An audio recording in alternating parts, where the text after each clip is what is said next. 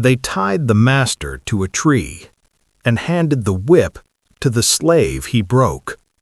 Maryland, early 1800s. Tobacco land. Wet soil. Quiet mornings that smelled like blood and leaves. His name was Jonas. Not born free, not raised gentle, born into chains, raised by orders, fists, and silence. Jonas learned early. Silence keeps you alive. Eyes down, back bent, hands moving faster than pain. His master owned land, owned horses, owned men, owned Jonas. The master liked control, not work, not mercy, control. He believed fear was a language, and the whip was how you spoke it. Every mistake had a sound, leather cutting air, leather meeting skin. The others were forced to watch. Jonas watched too. He watched old men collapse. He watched boys cry without tears. He watched mothers turn their faces away. And he learned something dangerous. Pain could be counted, timed, endured. Jonas grew strong, not loud strong, quiet strong, the kind that doesn't announce itself. They used him for the hardest labor, tree cutting, hauling, punishment days. The master noticed. Strong slaves scared him, but weak ones broke too easily. So he tested Jonas. Small humiliations first, longer hours, public insults, then the whip. Once, twice, again. Jonas never screamed, never begged, never ran. That made the master angry, because fear that doesn't speak back is not fear at all. One evening, under a gray sky, the master decided to make an example. A tree near the edge of the field, rough bark, thick branches, used before. Jonas was tied, wrists raw, back exposed. The others were lined up, forced to watch, forced to learn. The master lifted the whip, and for a moment Jonas looked at the tree, not like a prison, not like a grave, but like a witness. Something hardened inside him, not rage, not madness, resolve. Because Jonas understood something that night. Pain was temporary, humiliation was not. And if a man rules by the whip, then the whip is his true master. The first crack of leather echoed, but Jonas did not break. He began to wait. The whip fell again, and the tree remembered. The punishment did not end that day. It never did. Jonas healed slow, skin closed, scars stayed open in the mind. The master made sure of it. Extra labor, no rest, eyes always watching. He wanted Jonas smaller, bent, afraid. But something had shifted. Jonas stopped flinching, not because it hurt less, because he had begun measuring it. Every strike, every breath between blows, every weakness in the man holding the whip. The master drank, a lot. His hand shook in the evenings, his temper rose with the sun, his cruelty peaked when others were watching, especially other white men. That was when he whipped hardest, to perform power, to remind himself he had it. Jonas noticed where the master stood, how he planted his feet, how his wrist snapped too early, how he tired faster than he admitted. Strength was leaving him, slowly, quietly. Fear was replacing it. The plantation whispered, not with words, with looks. The others saw Jonas still standing, still working, still breathing. That frightened the master more than rebellion ever could. So he isolated him, moved him to night work, separated him from the group, silence as punishment. But isolation gives a man time to think, time to plan, time to remember every injustice like a tally carved into bone. Jonas remembered names, Men who vanished, women sold, children taken before they learned how to run.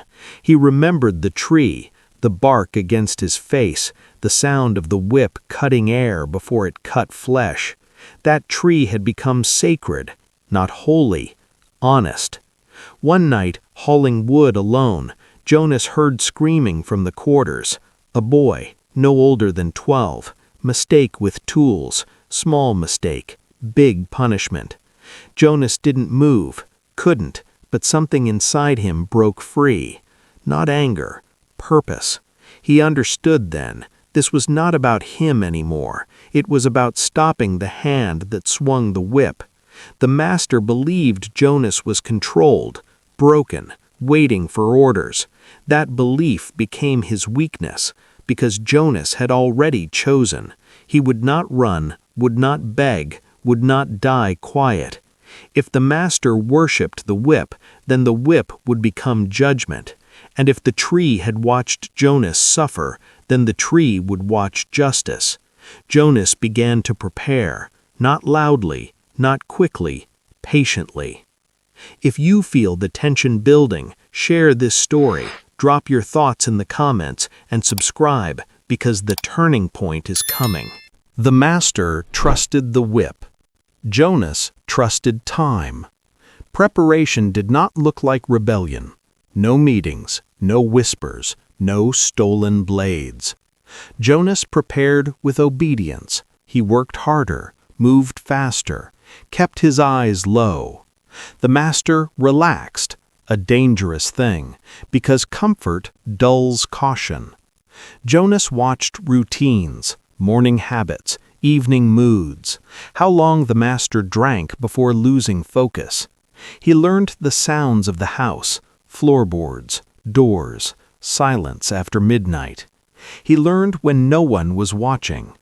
Punishment days came often now. The master was unraveling. More lashes, less reason. Once he whipped a man for standing too straight, another for looking away, another just because the whip was already in his hand. The slaves stopped crying out, not from bravery, from exhaustion. That terrified the master. Fear needs noise. One afternoon, rain soaked the fields. Work slowed. Tempers rose. The master chose the tree again. Same place, same ropes, same bark, different target. An old man this time, bones thin, breath shallow. The whip struck once. The man fell, didn't get back up. Silence spread, thick, heavy. The master froze, not with regret, with fear. He looked around, saw eyes, not begging, watching. For the first time he realized the whip no longer spoke for him. Jonas stood at the edge, close enough to hear the master's breathing change. That was the moment. Not now, soon. The master barked orders, told them to drag the body away, told them to forget. But no one forgets a death that simple. That night Jonas did not sleep. He counted breaths, imagined weight, measured distance. The whip hung in the shed, leather stiff, handle worn smooth by cruelty. Jonas touched it once, just once. It felt lighter than he expected, because power is never in the object, only in the hand that dares to lift it. Jonas didn't take it, not yet. He wanted the master certain of his control, certain of his safety, certain that tomorrow would look like yesterday. That certainty would lead him to the tree, voluntarily. The tree had seen enough pain. It was ready to see truth. Jonas stepped back into the dark, calm, steady. The storm was no longer coming. It was waiting. The master laughed the next morning. That was his mistake. Sunrise came soft, almost kind. The fields were quiet, too quiet. Jonas moved through his tasks like always. No rush, no hesitation. The master watched from the porch, cup in hand, confidence restored. He believed fear had returned, believed death had done its work. He was wrong. Midday heat pressed down hard. Tempers rose. Sweat blurred vision. That was when the master called for the whip, not in anger, in celebration. Visitors were coming, neighbors, men who measured status by suffering. A performance was required. Jonas felt the order before it was spoken, the look, the smile, the certainty. "Bring him," the master said. Not a name, a command. Jonas stepped forward. No resistance, no delay. That unsettled the master. At the tree, the ropes waited. Old fibers, dark stains. The master tied Jonas himself, hands shaking slightly. He talked while he worked. Too much. Threats, promises, jokes that landed nowhere. The others were lined up again. Forced witnesses, silent judges. The master raised the whip, paused. Jonas met his eyes, just once. No hatred, no fear, understanding. The master swung. The first strike landed wrong, too low, weak. The master adjusted, anger rising, control slipping. He swung again, harder. Jonas counted. 1, 2. The world narrowed. Tree, breath, time. By the 5th strike, the master was panting, sweat dripping, hand cramping. The visitors shifted uncomfortably. This wasn't entertainment anymore. The master snarled, stepped closer. That was when Jonas spoke, soft, clear. "You're tired." The field froze. The master laughed, too loud. Then Jonas pulled. The rope snapped. Old fibers give way to patient hands. Jonas turned. The whip fell between them. No one moved. Not the visitors, not the slaves, not even the birds. The master reached for authority, for words, for someone to save him. Jonas picked up the whip, held it loosely. The master backed away, one step, then another, until his back hit the tree. The same tree. The tree of agony. If your heart is racing right now, share this story, comment what you think happens next, and subscribe, because final is where everything breaks. The whip changed hands. History held its breath. The master stammered. Orders without power, threats without teeth. Jonas said nothing. Silence was heavier than chains. The visitors stepped back, boots scraping dirt, eyes wide. They had come to watch pain, not consequence. Jonas moved slowly, deliberate, measured, the way pain had taught him. He tied the master to the tree. Same knots, same height, same mercy. None. The master cried now, real tears, ugly ones. Promised freedom, promised money, promised God. Jonas listened. He always listened. That was how he learned where power cracked. "You taught me this," Jonas said. Just once. Just enough. He lifted the whip. Not high, not dramatic. The first strike landed clean. The sound echoed different this time, sharper, honest. The master screamed. The others flinched. Jonas did not. He struck again, not in rage, in memory. Each lash carried a name, a face, a body dragged away. He counted aloud. 1 for the boy, 2 for the old man, 3 for the mothers. The visitors shouted, told him to stop, told him he'd be hunted. Jonas kept counting.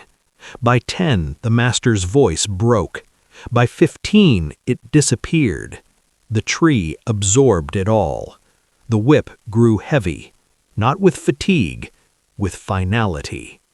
Jonas stopped, not because the master deserved mercy, because the moment was complete. He stepped back. The field was silent again. No orders followed, no punishment came, because no one knew what to do when the rules shattered. Jonas looked at the others, not for approval, for understanding. Some nodded, some cried, some stared at the ground. Freedom had entered the air, brief, dangerous. Jonas dropped the whip at the tree's base, let it rest. Then he turned away. He knew what came next: riders, dogs, rope. But he also knew this: the master would never whip anyone again, and every man who witnessed it would carry that image forever. A slave standing tall, a master bound, and a tree that finally told the truth. Jonas walked toward the woods, back straight, steps steady, unchained in the only way that mattered. If this moment hit you hard, share this story. Leave your thoughts in the comments and subscribe, because the consequences of this act are darker than the act itself. Freedom lasted one night. The hunt began at dawn. Dogs found the trail first. They always did. Jonas heard them before he saw them, low, patient, certain. He moved through the woods anyway, not running, choosing direction, because panic wastes strength. Behind him, the plantation was chaos, shouting, riders saddling, guns checked twice. A master humiliated is more dangerous than a cruel one. The visitors told the story fast, too fast, each adding fear. By noon, Jonas was a lesson, a warning, a price to be paid. He crossed a creek, cold water to the knees, blood washed thin. The dogs slowed, not stopped. Nothing stops hate with time and resources. By evening, riders closed in, horses snorting, men laughing. Jonas stepped into a clearing. He didn't hide, because hiding suggests regret. They circled him, ropes ready, guns lowered but close. The leader spoke. "You made an example," he said. "Now we do." Jonas stood still, breathing even. "I did," Jonas said, "and you saw it." That unsettled them. Truth often does. They bound his wrists, hard, quick, marched him back through land he had worked, trees he had cut, paths he had bled into. At the plantation, the tree waited. The master was alive, barely, bandaged, broken, eyes full of something worse than pain, fear without authority. They tied Jonas to the same trunk. Mirrors matter. The leader raised the whip, paused. He looked at the master, at the men, at the slaves lined up again. Something had changed. The whip fell once, twice. Jonas didn't scream. He never had. The leader stopped. Not mercy, calculation. Killing Jonas would make him a legend. Keeping him alive would make him a cage. They chose the cage. Chains heavier than before, isolation deeper, silence enforced. Jonas was taken away before nightfall, to a place with no witnesses, no names. But stories travel faster than riders. By morning, everyone knew. A slave had bound his master. A whip had told the truth. A tree had seen justice. And that knowledge could not be chained. If you're still with this story, share it. Comment what you think happens to Jonas next, and subscribe, because next reveals the cost of becoming a legend. They buried Jonas alive, not in dirt, in forgetting. The place had no name, just walls, cold, wet, a shed behind a shed, chains bolted into stone, light allowed only when food arrived. No work, no voices, no time. That was the punishment. Not pain, erasure. Days blended, nights disappeared. Jonas counted breaths again, like before, like always. That skill saved him. The guards avoided his eyes. They'd heard the story, seen the fear change hands. One guard was young, too young to be cruel yet. He left the door open once, just a crack, just enough light. Jonas spoke to him, not of escape, not of revenge, of the tree, of how a man looks when power leaves his body. The guard didn't answer, but he listened. Weeks passed, maybe months. The plantation quieted, punishments less frequent, whips lifted slower. Fear had moved. One night, shouting erupted outside, not for Jonas, for the master. Fever, infection, rot that would not stop, the tree's gift. By morning, the master was dead. No ceremony, no tears, just a body that once ruled. The guard returned, hands shaking. He unlocked the chains, didn't speak, didn't need to. Jonas stepped outside. Sunlight hurt. Freedom felt unfamiliar, heavy, earned. They did not announce his release, did not mark it. Jonas simply vanished into woods, into roads, into whispers. Some said he went north, some said west, some said he never stopped walking. But plantations changed. Masters hesitated. Whips stayed hung longer, because they had learned a slave could become a mirror, and some reflections are unbearable. Jonas became a story told low, at night, between breaths, not hope, warning. If this part gave you chills, share the story, leave a comment, and subscribe, because the final part decides whether Jonas is remembered or erased. They tried to erase Jonas. Instead, he multiplied. The name traveled first. Quiet, careful, not shouted, passed hand to hand. Jonas, the man who made the whip stop. No one knew his face anymore. That made him stronger. Plantations across Maryland changed rhythm. Punishments delayed. Voices lowered. Masters laughed louder, but slept less, because a story without an ending is a threat. Some said Jonas helped runaways. Others said he watched from trees, that he returned only when cruelty rose too high. Truth didn't matter. Belief did. A new rule formed, unspoken. Don't push too far. Don't create another Jonas. Old slaves taught the young differently now, not just how to survive, how to remember. The tree still stood, bark split, scarred. No one tied anyone to it again.